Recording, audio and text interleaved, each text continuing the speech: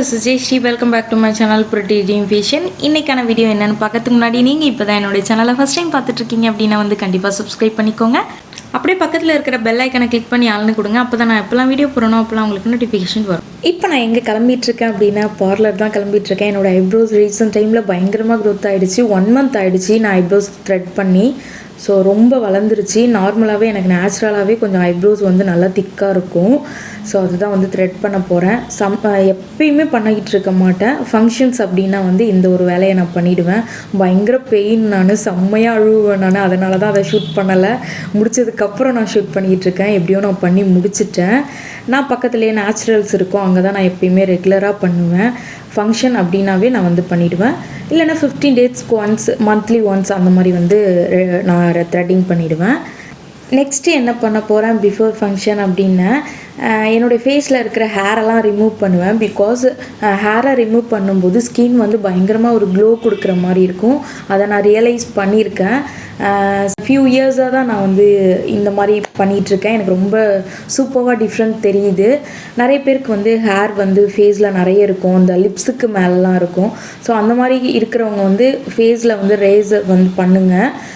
நான் 15 daysக்கு once, monthly once அந்த மாதிரி வந்து பண்ணுவேன். சம்டைம்ஸ் வந்து அப்படியே விட்டுருவேன். ஏதாவது ஃபங்க்ஷன் அப்படின்னா மட்டும்தான் நான் அதை வந்து கேர் பண்ணிப்பேன். பிகாஸ் எனக்கு வந்து ஹேர் பெருசாக ஃபேஸில் தெரியாது. லிப்க்கு மேலே மட்டும்தான் எனக்கு லைட்டாக இருக்கிற மாதிரி இருக்கும். ஸோ இந்த மாதிரி வந்து 90 degreeல வந்து அந்த ரேசரை வந்து நம்ம கொஞ்சம் கர்வ் பண்ணி இந்த மாதிரி ஸ்லோவாக நம்ம பண்ணலாம். இதுக்கு நான் கோகனட் ஆயில், அப்படி இல்லை அப்படின்னா ஆலோவேரா ஜெல் வந்து அப்ளை பண்ணிவிட்டு அதுக்கப்புறம் ரேஸ் பண்ணுவேன். நிறைய பேர் வந்து அது பண்ணவே மாட்டாங்க. நானே ஆக்சுவலி நான் அப்படி தான், ஐயோ ஃபேஸ்லாம் முடி வளர்ந்துருமோ பண்ணுனா அப்படின்னு சொல்லிட்டு பயந்துக்கிட்டே நான் பண்ண மாட்டேன். அப்படி தான் வந்து ஸ்கிப் பண்ணிகிட்டு இருந்தேன். பட் ஃபியூ இயர்ஸாக நான் வந்து ரெகுலராக இதை ஃபாலோ பண்ண ஆரம்பிச்சிட்டேன். எனக்கு ரொம்ப யூஸ்ஃபுல்லாக இருக்குது. ஸ்கின் வந்து பயங்கரமாக க்ளோ கிடைக்கிற மாதிரி இருக்குது. ஏன்னா பிகாஸ் அந்த ஹேர்லாம் நம்ம எடுத்துட்டோம்ல, நல்ல ஸ்கின் வந்து க்ளோ தெரியும், நமக்கு இன்ஸ்டண்ட்டாகவே தெரியும். நான் என்ன ரேசர் யூஸ் பண்ணிகிட்ருக்கேன் அப்படிங்கிறத வந்து கீழே டிஸ்கிரிப்ஷனில் கொடுக்குறேன். உங்களுக்கு வேணும்னா நீங்கள் தாராளமாக பர்ச்சேஸ் பண்ணிக்கலாம். நல்ல பிராண்ட் தான் யூஸ் பண்ணிகிட்ருக்கேன். ஸோ ரேஸ் பண்ணி முடித்த உடனே நான் ஃபேஸை வந்து சும்மா நார்மல் வாட்டரில் வந்து வாஷ் பண்ணிவிட்டு ஜஸ்ட் ஒரு மாய்ஸ்சரைசர் மட்டும் அப்ளை பண்ணிப்பேன். வேறு எதுவுமே பண்ண மாட்டேன். அன்றைக்கி நான் அப்படியே விட்டுருவேன். பிகாஸ் சிலருக்கு வந்து ரேஷஸ் மாதிரிலாம் வரும். ஸோ பார்த்துக்கோங்க. ஒன்ஸ் நீங்கள் ட்ரை பண்ணி பாருங்கள். ஏதாவது ஸ்கின் சேஞ்சஸ் கிடைக்கிது, ஏதாவது ஸ்கின் ப்ராப்ளம் ஆகுது அப்படின்னா, ரெட்டிஷெல்லாம் ஆகுதுன்னா ஸ்கிப் பண்ணிவிடுங்க, தேவையில்லை. ஸோ நான் வந்து இப்படி தான் வந்து ரெகுலராக பிஃபோர் ஃபங்க்ஷனில் நான் பண்ணிவிடுவேன். நெக்ஸ்ட்டு டே இது வந்து ஷூட் பண்ணிகிட்ருக்கேன். ஃபேஸ் பேக் வந்து நான் அப்ளை பண்ணுவேன். இதை நான் டெய்லியும் கூட இந்த பேக் யூஸ் பண்ணிகிட்ருக்கிறேன். என்னுடைய ஃபேவரட்டான பேக் ஒன்றும் இல்லை, ரைஸ் ஃப்ளவர் அண்ட் மில்க். இது வந்து நான் ரெகுலராக யூஸ் பண்ணுவேன். டெய்லியும் கூட யூஸ் பண்ணலாம். நான் டெய்லியும் 1 week யூஸ் பண்ணி என்னுடைய ஃபேஸ் வந்து பயங்கர ஒரு க்ளோவை வந்து நான் பார்த்தேன். கொஞ்சம் சோம்பேறித்தனம் படாமல் அந்த மாதிரி கொஞ்சம் ஸ்கின்னை வந்து கேர் எடுத்துக்கணும்னு நினச்சா இந்த மாதிரி பண்ணலாம். அதுவும் பிஃபோர் ஃபங்க்ஷன்னா இந்த மாதிரி நான் நல்லாவே ஸ்கின்னை வந்து ப்ரிப்பேர் பண்ணிப்பேன். அது எனக்கு அப்போயிலேருந்து இருக்கிற ஒரு ஹேபிட். ஸோ இந்த ஒரு ஃபேஸ் பேக் தான் வந்து நான் ரெகுலராக யூஸ் பண்ணிகிட்ருக்கிறேன். ஸோ ஃபேஸ் பேக் வந்து போட்டுருவேன். நெக்ஸ்ட்டு என்ன பண்ண போகிறேன் அப்படின்னா, இந்த ஒரு சாரீ தான் ஃபங்க்ஷனுக்கு கட்டலாம் அப்படின்ட்டு பிளான் பண்ணியிருக்கேன். நம்ம எப்பயுமே பிளான் பண்ண சாரியை பிஃபோராகவே ரெடி பண்ணி வைப்போம்ல. ஸோ அந்த மாதிரி ஆரி ஒர்க்கும் நானே வந்து இதை செஞ்சுக்கிட்டேன். எல்லாமே எனக்கே பண்ணுறதுனால நான் எதையுமே தேடி வெளில போகவே மாட்டேன். இந்த ஆரி ஒர்க் ப்ளவுஸ் நானே ரெடி பண்ணிக்கிட்டேன். இதுக்கு என்ன பண்ண போகிறேன் அப்படின்னா வந்து சில்க் த்ரெட் பேங்கிள்ஸ் வந்து ரெடி பண்ணி போகிறேன். அதுவும் நானே ரெடி பண்ணிப்பேன். ஸோ ஜஸ்ட் அதே சில்க் த்ரெட், அதே கலரில் சில்க் த்ரெட் எடுத்துப்பேன். இந்த மாதிரி ஒரு எக்ஸாம் பேடோ இல்லை வந்து ஒரு கார்ட்போர்ட் பாக்ஸ் மாதிரி இருக்கலாம், அதில் இருக்கிற அந்த அட்டையோ எதுலேயோ நமக்கு ஒரு அடி ஸ்கேல் சைஸில் இருந்தால் ஓகே. அந்த சைஸில் இந்த மாதிரி வந்து நான் லைன்ஸ் எடுப்பேன். ஜஸ்ட் அந்த ஸ்டார்டிங் பாயிண்ட்டை மட்டும் நம்மளுடைய ஃபிங்கரில் வந்து பிடிச்சிட்டு இந்த மாதிரி ரவுண்ட் பண்ணி 40 ரவுண்ட்ஸ் வந்து நான் எடுப்பேன். எடுத்துட்டு நான் வந்து பேங்கிள்ஸ் மேக் பண்ணுவேன். சின்ன பேங்கிள்ஸ், நான் இப்போ பேங்கிள்ஸ் காமிக்கிறேன். ஃபஸ்ட்டு இதை வந்து பார்த்துருங்க. நான் என்ன பண்ணுறேன்னா 40 ஸ்டாண்ட்ஸ் எடுத்துட்டேன். 40 லைன்ஸ் எடுத்துகிட்டு ஃபிங்கரால் பிடிச்சிருந்தால அந்த பிளேஸில் இந்த மாதிரி எல்லா த்ரெட்டையுமே கட் பண்ணிப்பேன்.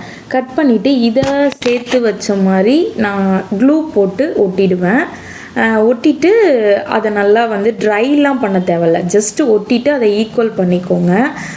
நான் வந்து இப்போ 45 இல்லைனா 40 அந்த மாதிரி எடுத்துக்கலாம். இப்போ நான் வச்சுருக்கல, நான் அந்த சைடு 2 பேங்கிள்ஸ் வச்சுருக்கேன். அது வந்து 6 கட் பேங்கிள்ஸ். இப்போ நான் யூஸ் பண்ணிகிட்டு இருக்கிறது 2 கட் பேங்கிள்ஸ். இது வந்து பார்டருக்கு நான் யூஸ் பண்ணுவேன். ஸோ இந்த பேங்கிள்ஸ் தான் நான் இப்போ மேக் பண்ணுறேன்.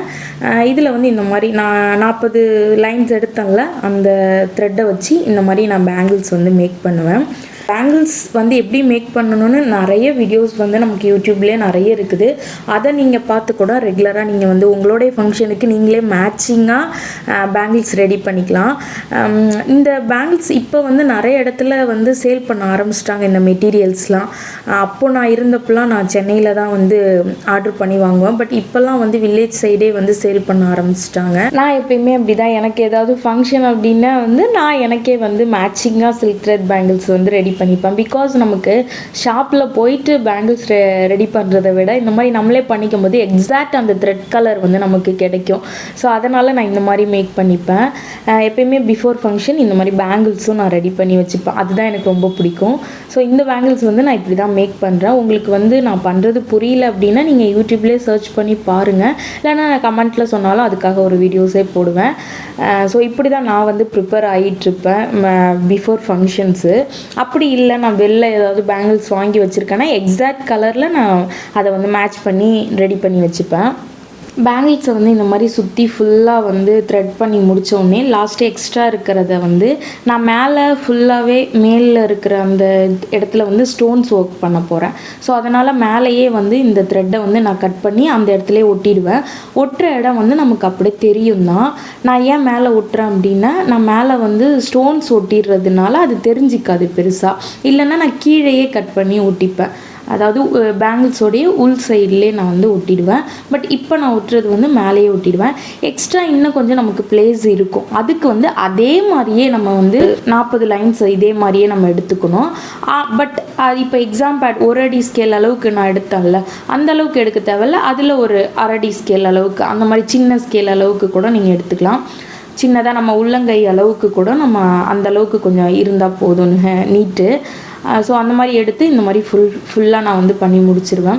ஸோ இப்போ நான் மேக் பண்ணிகிட்ருக்கிறது பார்டர் பேங்கிள்ஸ். ஸோ இன்னும் கொஞ்சம் பாதி இருக்கும், அதை எடுத்து இன்னொரு பேங்கிள்ஸ் ரெடி பண்ணுறேன். அதுலேயும் நான் வந்து ஃபில் பண்ணிப்பேன். ஸோ 6 கட் பேங்கிள்ஸ் நான் ஆல்ரெடி ரெடி பண்ணி வச்சுட்டேன். ஸோ இப்படி தான் நான் என்னுடைய பேங்கிள்ஸை ரெடி பண்ண போகிறேன். சென்டரில் 6 கட் பேங்கிள்ஸ் 4 வச்சுருக்கேன். சைடில் 2 கட் பேங்கிள்ஸு சைடில் வச்சுருக்கேன். நெக்ஸ்ட் வந்து ஸ்டோன் வந்து பெருசாக நான் இப்போ கோல்டன் கலர் ஸ்டோன் தான் யூஸ் பண்ண போகிறேன். இது வந்து square shape and round shape, இது 2 தான் நான் இப்போ யூஸ் பண்ண போகிறேன். ஸோ கையாலேயே நம்ம வந்து ஸ்டோன்ஸ்லாம் ஒட்டிக்கலாம். இது வந்து ரொம்ப ஈஸி தான், எல்லாராலையுமே பண்ண முடியும். ஸோ அதுக்காக தான் உங்களோட ஷேர் பண்ணுறேன். சில பேர்லாம் இன்ட்ரெஸ்ட்டாக இருப்பாங்கள்ல, அந்த மாதிரி இருக்கிறவங்க நீங்களே செல்ஃபாக இந்த மாதிரி ரெடி பண்ணி போட்டுக்கலாம். நான் என்னுடைய ஃப்ரெண்ட்ஸ் 2-3 பேருக்குலாம் வந்து சொல்லியிருக்கேன், அவங்களுக்கு ரொம்ப யூஸ்ஃபுல்லாக இருந்திருக்கு. ஸோ நீங்களும் வந்து கண்டிப்பாக ட்ரை பண்ணி பாருங்கள். நம்மளுடைய ஃபங்க்ஷனுக்கு நம்மளே அழகாக வந்து பேங்கிள்ஸ் ரெடி பண்ணி வச்சுக்கலாம்.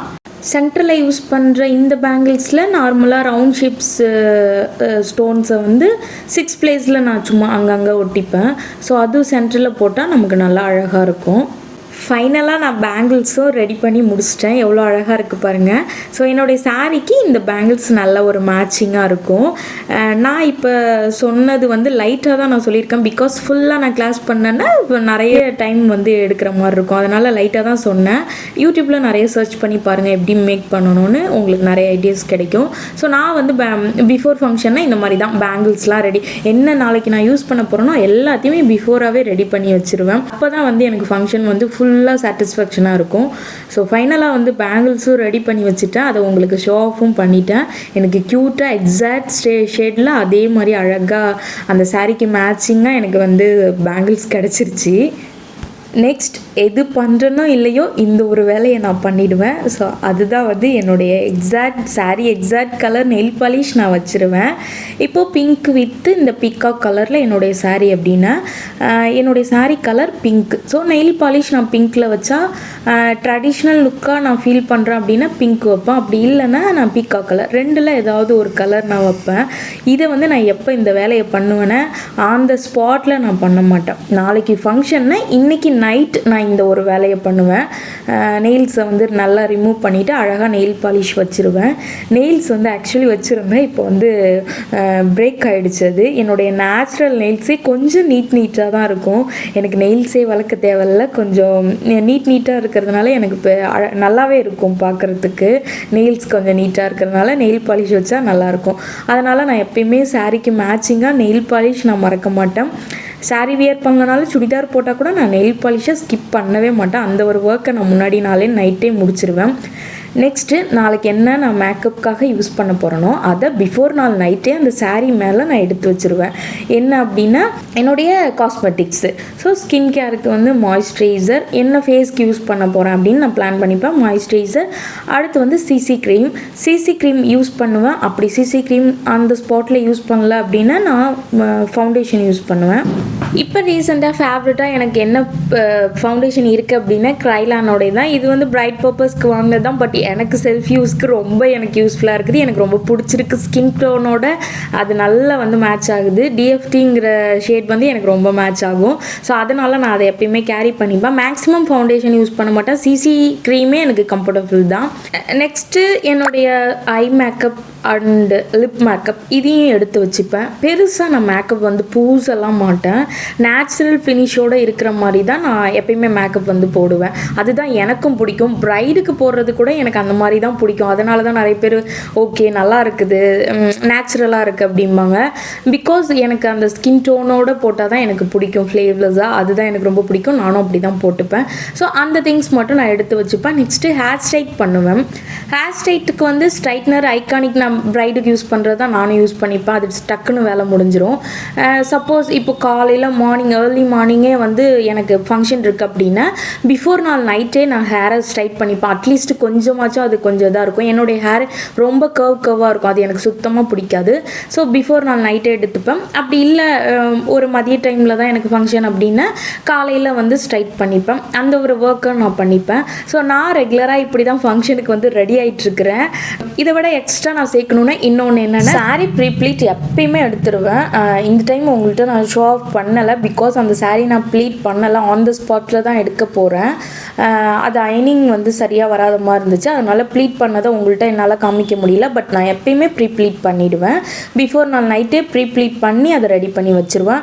அப்படியும் டைம் இல்லைன்னா 1 வீக் பிஃபோராக கூட நான் ப்ளீட் எடுப்பேன். அந்த மாதிரி கேஸ் தான் நான். ஸோ நான் இப்படி தான் ஃபங்க்ஷன் டைமில் வந்து ரெடி ஆகிட்டுருக்கிறேன். எனக்கு ரொம்ப யூஸ்ஃபுல்லாக இருக்குது. 1 hour நான் கிளம்ப வேண்டியது 1/2 hourக்குள்ளே நான் ரெடி ஆகிடுவேன். ஸோ குயிக்காகவே நான் எப்பயுமே ஒரு ஃபங்க்ஷன்னா ரெடி ஆகிடுவேன். ஸோ என்னுடைய வீடியோ உங்களுக்கு யூஸ்ஃபுல்லாக இருந்துச்சு அப்படின்னா கண்டிப்பாக என்னுடைய சேனலை சப்ஸ்கிரைப் பண்ணிக்கோங்க. நெக்ஸ்ட் இந்த மாதிரி சூப்பரான வீடியோவில் மீட் பண்ணுறேன். பாய்.